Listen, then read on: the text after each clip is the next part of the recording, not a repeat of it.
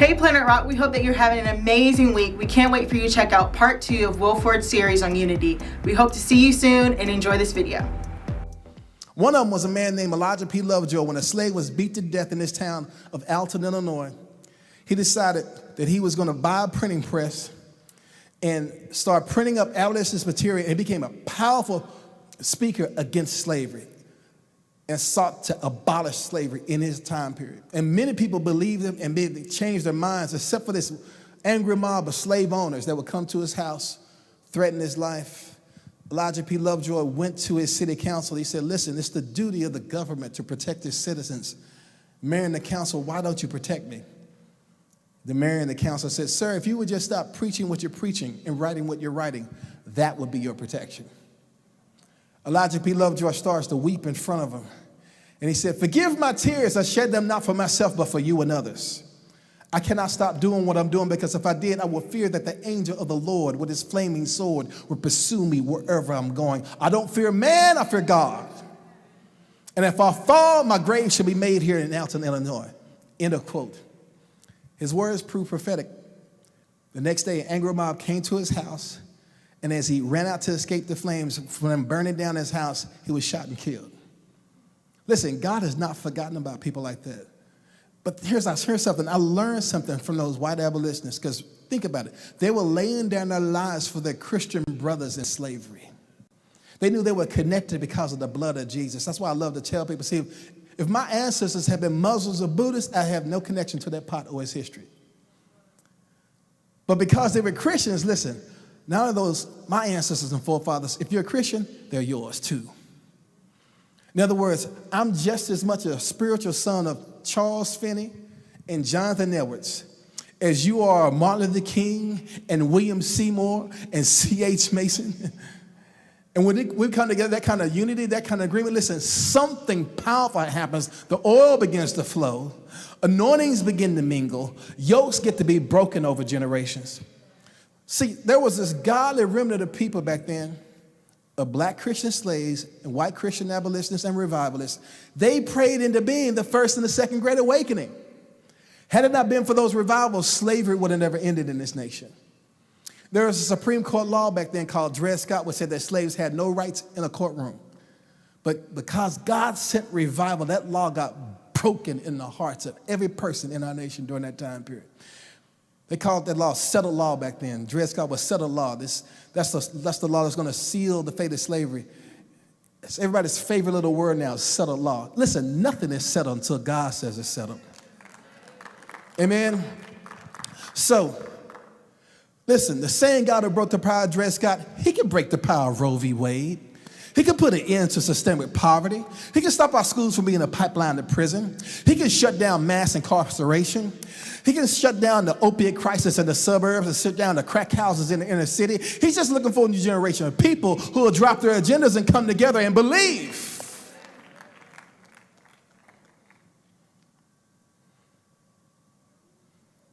And I mentioned Roe v. Wade and I mentioned Dred Scott because, listen, the litmus test for authentic revival back then was the ending of slavery. Today, in our generation, the litmus test for authentic revival will be the ending of abortion.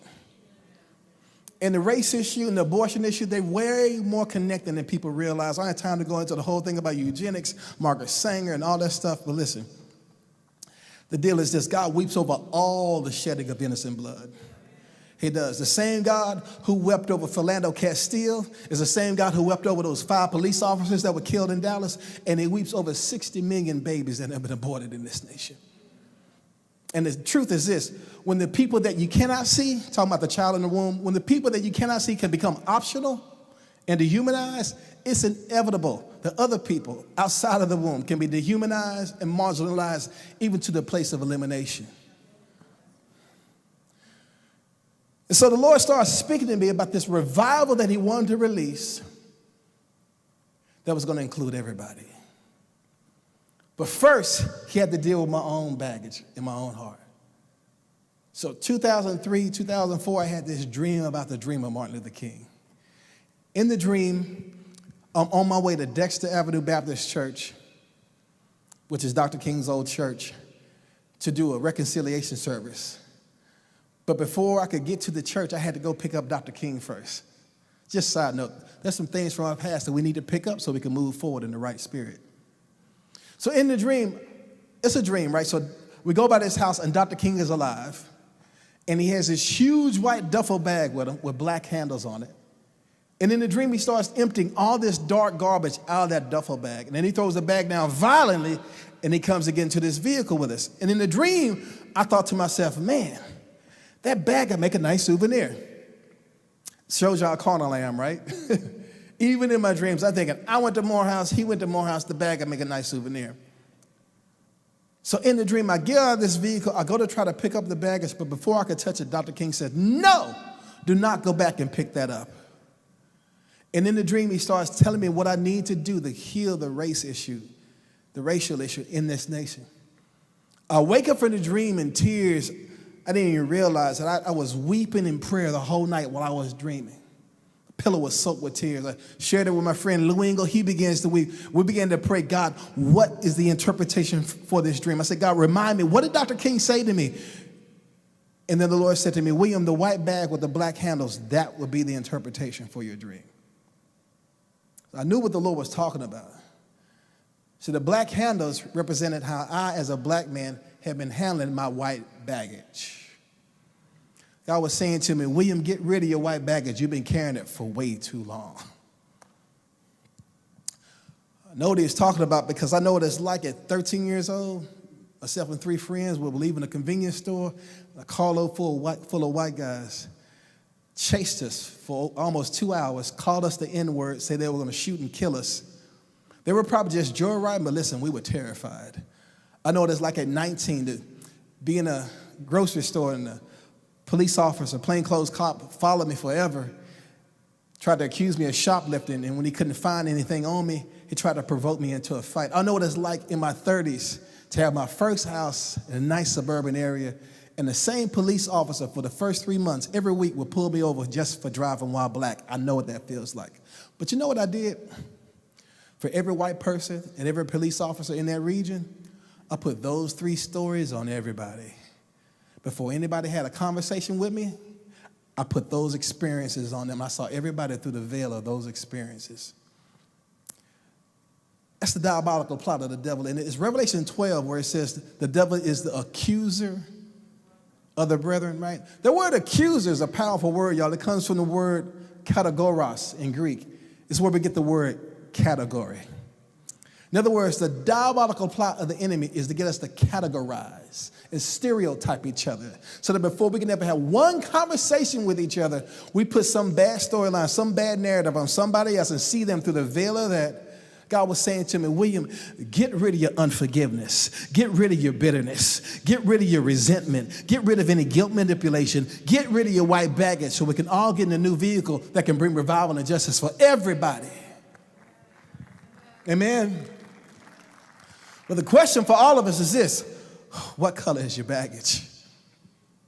Listen, get rid of it because we need each other. Because only a united church is going to heal a divided nation. So I shared that at this church. We had a powerful time. When I got through, I went to Dr. King's old pulpit in that old church at Dexter Avenue Baptist Church. I had this 600-page book with me called The Testament of Hope. It just happened to fall open to the I Have a Dream speech. I went to Dr. King's old pulpit and started reading that prayer, reading that speech like a prayer. And I got to the part where it said, I have a dream that one day the sons of former slaves and the sons of former slave owners would sit together at the table of brotherhood. And for the first time, I prayed for the family who owned our family where that kettle pot came from. But little did I know, I didn't know Mr. Poeman was going to be so literal in how he answered my prayers. So my friend Lockett asked me, he said, hey, I'm doing a prayer gathering, January 17th, 2005, be MLK Day. We're going to do a prayer gathering at the Lincoln Memorial, and then that night I want you to speak. So if you would go to that next image for me, Sage, this is that prayer gathering. It's there January 17, 2005, there in Washington, D.C. It was a really cold day, like 20 below. But I'm not the person who took this picture. If you see that hand with the blue sleeve, going out there with that maroon hat. That's little old me. But I'm not the person who took this picture. The person who took this picture was a guy named Matt. Matt decided to come to this gathering. He was not part of what we were doing in the prayer movement. He came to this gathering because he had a dream. He had a dream that he was in a prayer meeting with a man named Lou Engle, who had never met before. And in the dream, they were praying for revival and the ending of abortion. He woke up from his dream and he thought, who and what is a Lou Engle? So he goes to this newly invented thing at the time called Google, types in the name Lou Engle, and up pops the face of the man that he saw in his dream. And he's praying for revival in Washington, D.C. And he's contending for against the life issue, contending for the life issue. And so he's like, oh my God, this person exists. He didn't know what to do with this, so he thought, maybe I just need to show up to this prayer. Maybe God has something for me. It's understatement of the year. So he comes to that gathering. It's him that took this picture. And so he and I became friends. We've been friends for 15, 16 years. He eventually leaves his job in corporate America, takes over Lou's ministry, just like in his dream. He was taking over Lou's ministry of prayer in D.C. That literally happened. Matt's been in Washington, D.C. for 15 years, running the Justice House of Prayer and also running Bound for Life in Washington, D.C. One of the most faithful intercessors I know, right? Amen. Yeah, let's give it up. So it was around, I don't know, after being there for, I don't know, about 12, 14 years, fast forward about 5 years ago, they decided, Lou decides to do a prayer gathering in Virginia, here in this state called the Call, Virginia. And so he decides to go to Appomattox Courthouse for a prayer meeting. So he goes to Appomattox Courthouse, the McLean farmhouse where Lee surrendered the Grant and the Civil War basically ends, April the 9th, 1865. And when they come out of the place, they get to this bookstore. When they get into the bookstore, they grab the first book off the shelf, and it falls open to this page. If you put up that next slide for me there. Falls open to this page which says, The Battle of Lockett's Farm, The Last Shot. If you see there's the book, it says, The Last Shot, The Battle of Lockett's Farm.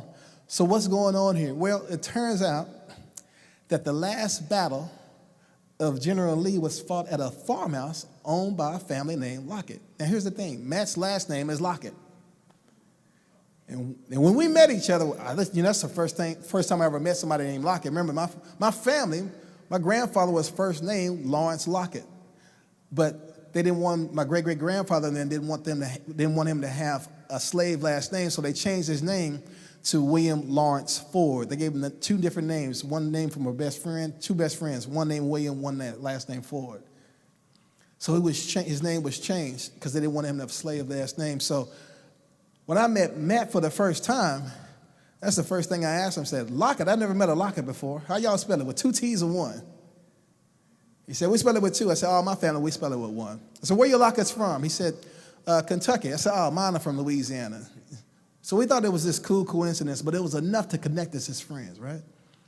So fast forward, we in this friendship for 10 years. He has this prayer meeting there at the McLean farmhouse, goes to the bookstore, finds this book. He learns, listen, that the Civil War ended, the last battle of the Civil War was April 6, 3 days before, April 6, 1865. It was fought at a farmhouse called Lockett's Farmhouse, owned by a family named Lockett. He thought, man, what a cool coincidence. Same time he finds this out, his brother calls him and says, hey, I just cracked the code on our family history. Turns out we were the last land barons in Virginia, in this state. We were the last land barons in Virginia. We were good friends with King George. And Matt says, man, do I have a Virginia story for you? I just found out about this farmhouse called Lockett's Farmhouse where the last battle of the Civil War happened. He said, hey, his brother says, hey, I just got the documentation on that. That was our family. So it's not like a guy named Smith reads a story about another guy named Smith. In other words, Matt Lockett found out that the Civil War ended in his family's front yard. So he decided, like any good red-blooded intercessor, what do? You got to go to that place. So he does. If you go to the next slide, Sage. And this is the house. This house is still there today. It's in Riceville, Virginia. And there's the memorial stone marker there in the front. It says this: Sailors Creek, here Lee fought his last battle, April 6, 1865. If you were able to go up close to the house, you would see it looks like Swiss cheese because it still has the bullet holes in it from the Civil War. Yeah. And so Matt decides to go inside the house. And if you go to the next slide for me, that's he and his family there. You go to the next slide. There's the guy showing them the bullet holes there from the Civil War. Next slide for me. And so the man brings him inside and he says, hey, let me show you your genealogy. And it fits like a hand in a glove. It's the same genealogical research that his brother had. It's his family. Then the guy asked him, said, hey, what do you know about your family and where y'all came from? Do you know a lot? And he said, well, not much. He said, here's the thing you need to know. Y'all had really huge families. And y'all were the last land barons in Virginia. And you own lots and lots and lots of slaves. And some of y'all moved from here to Kentucky. Matt said, hey, I know about that part. He said, but some of y'all went down to the deep south and some of y'all went to Louisiana. And then before he could ask him, he says, oh yeah, and sometimes as y'all traveled across the country, there were clerical errors and they dropped one of the T's off the end of your name. Yeah, so when he heard that, just like y'all, he started putting two to two together. He was like, hold up, this couldn't be, right? So he flies from D.C. to Dallas, lays out his research, and we just talked and prayed and cried, honestly. So here's what I know. If you go to the next slide, Sage. So this is, in my family, this is the 1870 census. And in that census, I have a person highlighted. His name is Isaac Lockett. He's believed to be my oldest family member that we could go back to. In this census, 1865, so 5 years, more than likely, this is the place where he was a slave because he's 90 years old in this census. He's there in Lake Providence, Louisiana. That's where he says he is. But in this document, he said he was originally from here. He's originally from Virginia. And you know, slaves always took on the last names of the people who used to own them, right? So this led to another year of research. So Isaac Lockett probably was sold off from Virginia to some family member of another Lockett or a friend down in Louisiana. So we did another year worth of research, and here's what we learned, y'all. Matt's family is the family that owned my family where that kettle pot came from. So think about it. Here's my family praying for the ending of slavery in Lake Providence. Why Lake Providence? Maybe the lake of God's providence is way deeper and wider than we know. Maybe the color of our skin, the family we're born into, maybe none of that's a mistake. Maybe God had a providential plan, had a redemptive purpose for turning everything around. He works all things together for the good of those who love him, are called according to his purpose. In the middle of that, working through all that, they're praying for the ending of slavery there in Lake Providence, and up at the farmhouse of the people who originally owned them and gave them their last name, slavery comes to an end in their front yard. But then, because he's the God of the past and the future, Mr. Poema weaves two people's lives together, Matt and ours, so we can war against injustice in our day and cry out for awakening in our time. Isn't that powerful? Because that's the kind of God we serve. So if you go to the next slide for me, so we found the place, the town of Lake Providence heard our story, and they asked us to come and share our story because they've been dealing with, they need racial healing. There's such a divide in that city. It was at least about 5 or 6 years ago. So we went to go share our story, but guess what we found? We found the place where Isaac Lockett used to live. That's the plot of land where he used to live, Sutton Plantation in Lake Providence. So think about it. On that plot of land about 200 years ago, there was a prayer meeting in the middle of the night where somebody snuck into a barn with that kettle pot that I showed you and prayed for my freedom and for your freedom too.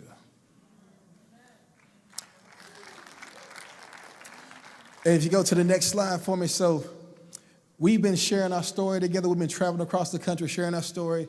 And Lake Providence was one of the first places. If you go to the next slide, the mayor of Lake Providence actually gave us the keys to the city of Lake Providence. Listen, God is releasing keys of providence to open doors no man can close, and to close doors no man can open, so we can heal this thing and see revival come to our nation.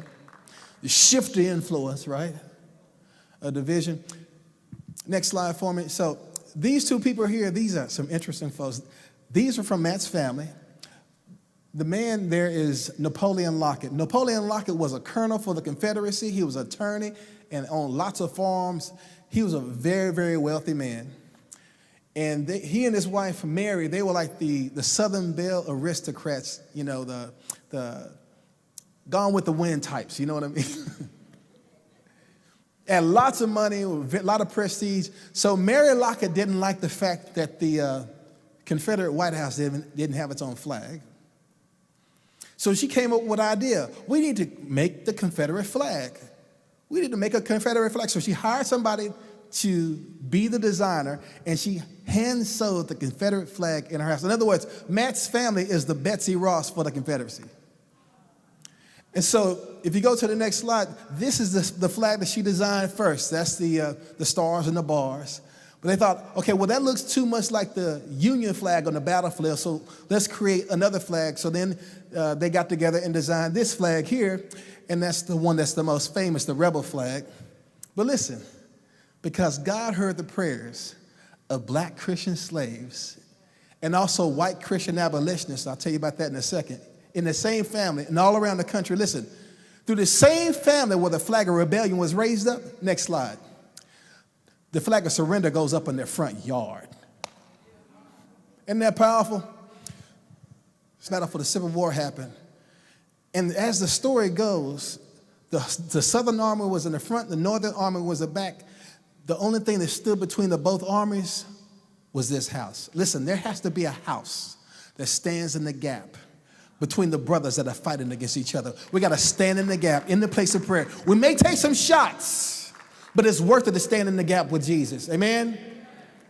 And it said that when the war was over, that former slaves worked as nurses with white nurses to heal the wounds of the brothers who've been fighting against each other for way too long. Listen, that's what we're called to do. We're called to be that house of prayer that is standing in the gap once again. Amen? So here's the other thing that happened in Matt's family. Matt had in his family a man named Daniel Lockett. Don't have a slide for him, but Daniel Lockett, as it turns out, we found this out a year and a half later. Daniel Lockett was a circuit rider who traveled with Francis Asbury. Why is that important? The circuit riders were also powerful abolitionists. You couldn't even be a circuit rider if you owned slaves. And so the circuit riders had something very important in their satchels. They carried three things. They carried a hymnal, they carried a Bible, and they also carried a manumission book. You know what the manumission book was for? If they preached the gospel and there was a slave owner there who got saved, we know that's exactly what happened, because everywhere the circuit riders went, the free slave population grew exponentially. So yeah, Matt had family members who were slaves, but they also had this man, Daniel Lockett, in his family, who was a revivalist and an abolitionist. Isn't that powerful? Isn't it just like all of our families? Listen, in my family, we have folks that are in prison that have done stuff we're not proud of. I've done stupid stuff I'm not proud of, but thank God for the blood of Jesus, right? Matt had family members that owned slaves, but yeah, he also had family members that took a stand against slavery and also taught slaves how to read and write. I'll tell you that in a second. It's the last story. But here's the deal. We all have generational curses and generational blessings in all of our families. Right? Everybody talks about the curses, but listen, they go to 3 and 4 generations, sometimes 10. But listen, generational blessings go to 1,000 generations. That means basically forever. And the blessings are way more powerful than the curses. And those blessings, you know what they represent? These dominating themes of storylines. And what God is shouting to America right now is this: what storyline do we want to be a part of? The healing or the hurt? The blessing or the curse? What storyline do we want to be a part of? So last story from Matt's family about the blessing going forward. There were 2 slaves, former slaves, slavery had just ended. They were working on Matt's family's farm as sharecroppers. His mother and a little 5-year-old son. It was still frowned upon for former slaves to learn how to read and write, because they were afraid of insurrections and all those type of things, even blacks moving forward in society at that time period. And so this mother was teaching her son how to read and write. And Lucy Lockett, one of Matt's ancestors, walked in on him, and they thought there was going to be some negative consequences for that. She said, no, what you're doing is good and right. I want to take over your tutoring. And she did. She hired somebody to be the tutor for that mother and that 5-year-old boy. We know that story because that 5-year-old boy grew up to be Robert Russell Moulton. Robert Russell Moulton wrote this down in his autobiography, and he went on to become the second president of Tuskegee Institute. He became an education advisor to 4 presidents, and when the Lincoln Memorial was dedicated, next slide, Robert Russell Moulton is the person who did the dedication speech for the Lincoln Memorial. And then 41 years later, Dr. King will come to that same place and do the I Have a Dream speech. And then 41 years later, Matt and I would meet at the same Lincoln Memorial. To the same place, led by dreams, where Dr. King said in his I Have a Dream speech, I have a dream that one day the sons of former slaves and the sons of former slave owners will be able to sit together at the table of brotherhood. So maybe the dream speech wasn't poetry, maybe it was prophecy. Maybe there's this dream king called the King of Kings, who Father is still answering his son's prayer. Father, I pray that they will be one so that your glory could come, so that the world would believe. Maybe God hadn't forgotten about the prayers of John Jimenez, Martin Luther King, William Seymour, and all the other great revivalists that have gone before us. And even the phrase, I have a dream. Did you know that phrase, I have a dream, was birthed in a prayer meeting? There's a little girl named Prathia Hall. How'd you like to have a name named after prayer? Her daddy was a Baptist preacher. Prathia, named her Prathia. She went to a church that was burned down by the Ku Klux Klan, and in the middle of that rubble, Dr. King was there, they were all there praying, and Prathia began to say, I have a dream.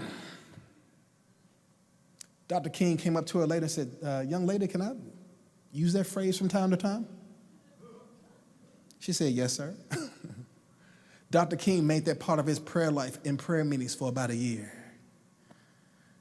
Then in Detroit, in July 1963 of that year, there in Detroit at a national gathering, and he starts talking about, I have a dream. He starts using the phrase he'd been using in prayer. A lady named Mahalia Jackson was there and heard him praying that, saying that. So when it comes time for the I Have a Dream speech there in the Mall of Washington, Dr. King's speechwriter said, hey, leave that I Have a Dream part out. Let's just stick with our talking points.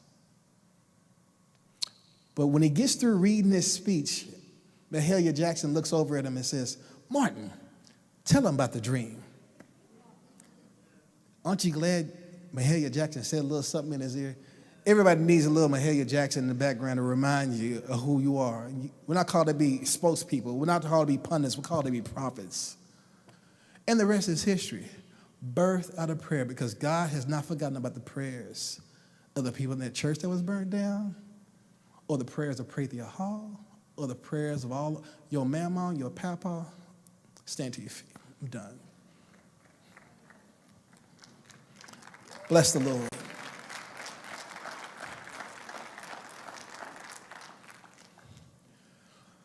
So we won't see what they saw unless we do what they did. This is our watch, y'all. It's time for us to pray. It's time for us to go to a whole new place of intercession. I believe there's still a prayer mountain in this church that's able to call and summon the whole nation once again to the place of prayer. I believe there's something on this church. God's not finished with you yet. God's looking for a new generation to contend for the freedom of the next generation. But you know what holds us back? Sometimes it's those curses from the past. You know, that sin pattern in our families that goes from generation to generation, alcoholic to alcoholic or whatever, hatred to hatred, whether it's the Ku Klux Klan or the Nation of Islam or some other stuff. Listen, God wants to break that junk off of our families. So here's what I want to do. I want to pray.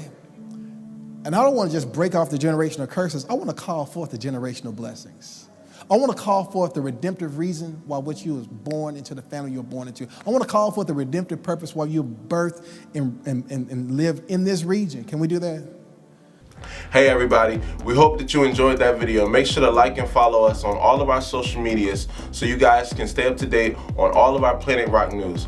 Also, make sure to join us Tuesday night at 6 p.m. for our Zoom core group meetings. The link is at our website, planetrockyouth.com. Super easy to join, and we hope to see you guys there. Hope you guys have a great week and have a blessed day.